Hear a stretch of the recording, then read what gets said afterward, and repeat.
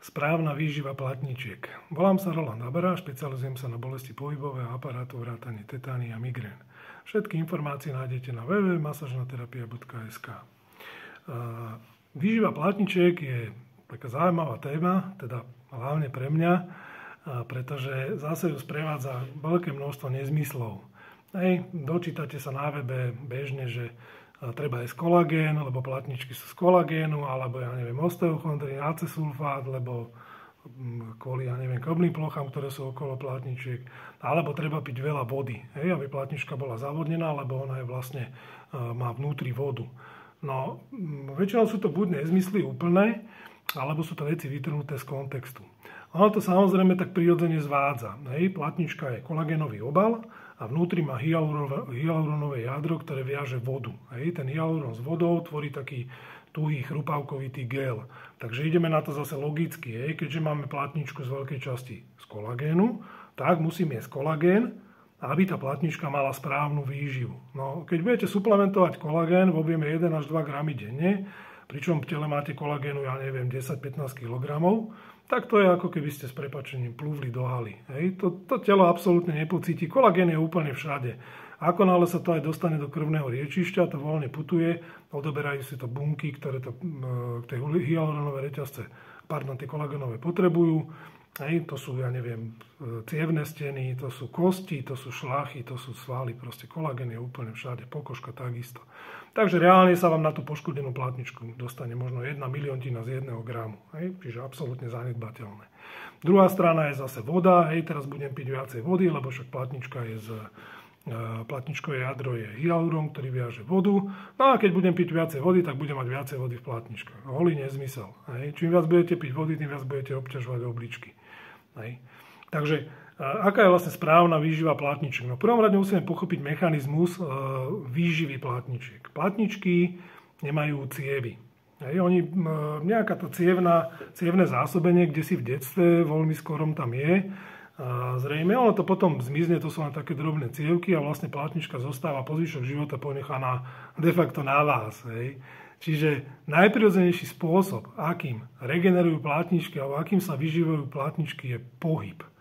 Platnička je vlastne tlmič, jednak je to separátor medzistavcový, toto je platnička, je to separátor, čiže drží medzistavcov výšku a potom je to tlmič, čiže keď sa hýbete, ona sa takto stláča a rozťahuje. No a pri tomto stláčaní a rozťahovaní si ona nasáva šťavu, čiže výživné látky si nasáva prevažne zo stavcov. Čas sa dostáva možno aj ku kolagénu, lebo je to celé namočené v synoviálnej tekutine, alebo je tam nejaká časť tej synoviálnej tekutiny. Ale primárna výživa platnička je cez tzv. Platničkové end plates. End plate je tuto na stavci taká semipermeabilná blana, čiže blana, ktorá prepúšťa výživu zo stavcov, lebo stavec je plný, krvi, tuku, takisto vody. A vlastne ako sa hýbete, tak on si z toho stavca, tá platňa cez tie mikropóry vlastne nasáva výživu. Pokiaľ je to end plate v poriadku a pokiaľ nie sú zásadné modic zmeny na stavcoch, čiže nemáme úplne prestávaný stavec, už nie je povedzme tak závodnený, nie je to taký plný tých tekutín, tak sa mi do platničky nebude dostávať poriadne výživa. To je hlavne vo vyššom veku, už sú také tmavšie tie platne, už naozaj dobre nezavodňujú, ale tým, že my budeme piť vodu navyše, s tým nespravíme nič. To je v podstate koncepčná zmena prostredia platničky, čiže jednak platničkové endplates už sú také viacej zavápnené, už to nepúšťa dobre šťavu a 70-80 väčšina ľudí už dokonca tie platne vôbec nedostávajú de facto výživu z cestavce, alebo len minimálnu časť a viac menej tým pohybom ešte ako tak sa to udržuje trošku v poriadku. Takže suplementovaním, čiže hltaním kolagénu alebo akýchkoľvek suplementov, nedosiahnete de facto nič, ušetríte si peniaze, radšej ich investujte do správneho pohybu alebo teda do pravidelného pohybu, pravidelnej stravy, telo vám z toho vyrobí, čo potrebujete.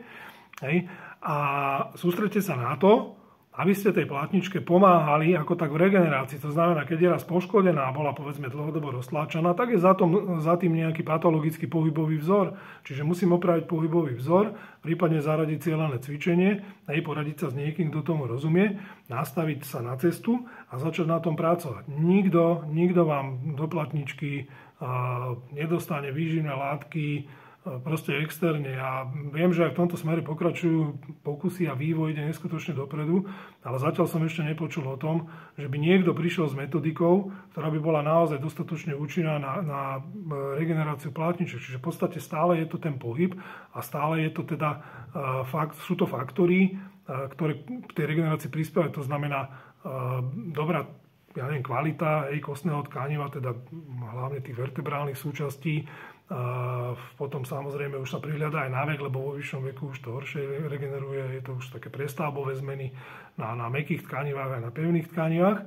Ale pohyb je jednoducho kľúč a potom samozrejme zmena toho, čo ma doviedlo do problému. Nie sedieť na gauči, napchávať sa kolagénom a myslieť si, že mi to s niečím pomôže.